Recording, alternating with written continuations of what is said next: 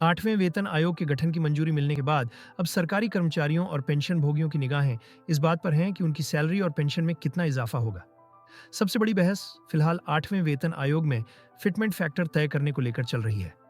बता दें कि सरकारी कर्मियों और पेंशन भोगियों का वेतन व पेंशन फिटमेंट फैक्टर के आधार पर ही तय होता है।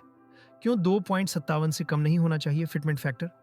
आपकी जानकारी के लिए बता दें, national council joint consultative machinery NCJCM के सचिव शिव गोपाल मिश्रा ने हाल ही में कहा था कि फिटमेंट फैक्टर पिछली बार से कम नहीं होना चाहिए।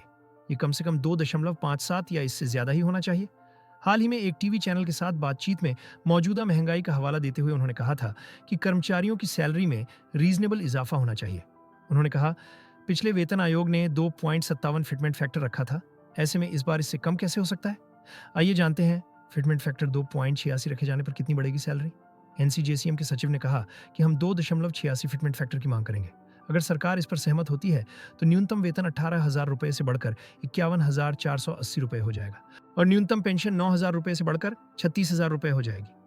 हालांकि पूर्व वित्त सचिव सुभाष गर्ग का मानना है 2.86 फिटमेंट फैक्टर की मांग करना चांद को मांगने जैसा है। उनके मुताबिक सरकार इस बार फिटमेंट फैक्टर 1.92 के आसपास रख सकती है। आइए जानते हैं फिटमेंट फैक्टर का 2.57 होना जरूरी क्यों। शिव गोपाल मिश्रा, जो 7वें वेतन आयोग में भी बातचीत का भी हिस्सा थे, उनका कहना है कि 7वें वेतन आयोग ने 1957 के भारतीय श्रम सम्मेलन और डॉ अक्रॉयड के न्यूनतम जीवनयापन वेतन फॉर्मूले के आधार पर फिटमेंट फैक्टर 2.57 तय किया था। इसको लेकर मिश्रा का कहना है कि ये फॉर्मूला अब पुराने हो चुके हैं। आज के युग में महंगाई बहुत ज्यादा बढ़ चुकी है, इसलिए सरकार को किसी भी हालत में फिटमेंट फैक्टर 2.55 से कम नहीं रखना चाहिए। 67 के फिटमेंट फैक्टर की सिफारिश करता है तो न्यूनतम वेतन 18,000 रुपए से बढ़कर 46,260 रुपए हो सकता है, जबकि न्यूनतम पेंशन 9,000 रुपए से बढ़कर 23,130 रुपए हो सकती है।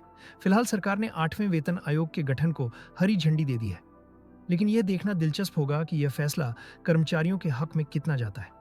अगले कुछ महीनों में इस पर चर्चा तेज होने वाली है और लाखों सरकारी कर्मचारी उम्मीद कर रहे हैं कि इस बार उनकी मेहनत और बढ़ती महंगाई को देखते हुए उन्हें उचित वेतन में बढ़ोतरी देखने को मिलेगी। इस वीडियो के माध्यम से दी गई जानकारी आपको कैसी लगी, हमें कमेंट बॉक्स में जरूर बताइएगा। अगर आपकी कोई राय है तो भी आप हमें कमेंट बॉक्स के माध्यम से साझा कर सकते हैं और अगर आप चैनल पर नए हैं तो चैनल को सब्सक्राइब जरूर कर लीजिएगा।